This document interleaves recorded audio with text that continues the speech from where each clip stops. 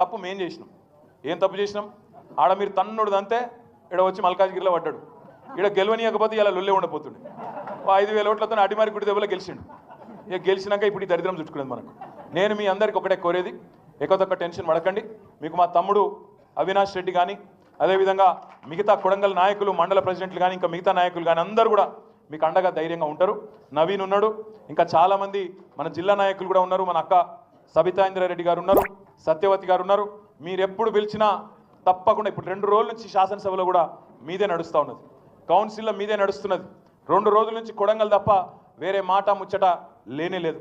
ఇవాళ పొద్దున కొడంగల్ రైతులకు బేడీలేసి సంఖ్యలేసిన దానికి సంఘీభావంగా మన ఎమ్మెల్యేలు కూడా బేడీలు వేసుకొని కదులుతుంటే దేశంలో ఇవాళ ఉండే ఇంగ్లీష్ ఛానళ్లతో సహా జాతీయ మీడియా కూడా ప్రముఖంగా చూపెడతా ఉన్నది. ఏం జరుగుతున్నది తెలంగాణలో అడుగుతూ ఉన్నది. తప్పకుండా మనం అడగాలి. ప్రవీణ్ గారు అన్నారు, అక్క కూడా అన్నది, నాకు రాహుల్ గాంధీ ఇల్లు అడ్రస్ చెప్పు అని చెప్పి లగచర్ల జ్యోతి అడిగిందని. నిజంగా కూడా అడగాలి రాహుల్ గాంధీని.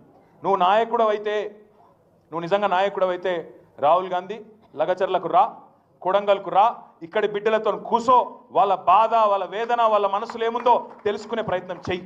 రేవంత్ రెడ్డి అనే ఒక మూర్ఖుడు వాడు చెప్పే మాటలు విని ఆగమయ్యి నీ పార్టీ ఇప్పటికే బొందలపడ్డది. నీ కాంగ్రెస్ పార్టీ మళ్ళా తెలంగాణలో కోలుకోలేని విధంగా శాశ్వతంగా రేవంత్ రెడ్డి అనే మూర్ఖుడు దెబ్బతీస్తూ ఉన్నాడు. నువ్వు ఇట్లే పోతే నీ పార్టీ మళ్ళీ లెవెన్ కూడా లేవదనే మాట కూడా వారికి కూడా మనం చెప్పాలి, చెప్దాం. చివరిగా నేను ఒక్క మాట చెప్పి నేను మీకు ముగిస్తాను. నేను చివరిగా ఒక్క మాట మీకు చెప్తా ఉన్నాను. రైతులను, లగచర్ల రైతులను విడుదల చేయాలి. దానికి సంబంధించి ఆ పోరాటం ఆగదు, కొట్లాడుతూనే ఉంటాం. ఇంకా 3 రోజులు అసెంబ్లీ ఉంది, అక్కడ కూడా వదిలిపెట్టాం. అదే మాదిరిగా న్యాయ పోరాటం కూడా చేస్తాం. సలీం చెప్తున్నాడు, కొంతమందిని అరెస్ట్ చేసిండ్రు, మన వాళ్ళని కూడా ఇంకా స్టేషన్లలో ఉన్నారని. ఇప్పుడు ఇక్కడ మేమందరం కూడా ఉన్నాం. ఇప్పుడే ఎస్పీ గారికి, మిగతా అధికారులకు కూడా మాట్లాడతాం. వారిని వెంటనే విడిపించే ప్రయత్నం కూడా చేస్తాము. వారిని వెంటనే మీరు తిరిగిపోయే లోపలనే వాళ్ళని కూడా విడిచిపెట్టే ప్రయత్నం చేస్తాం. చివరిగా కొడంగల్లో ఇంత శక్తివంతంగా మీరున్నారు, దయచేసి జావగారి పోకండి. నీరు ఎక్కడ కూడా నిరుత్సాహపడకండి.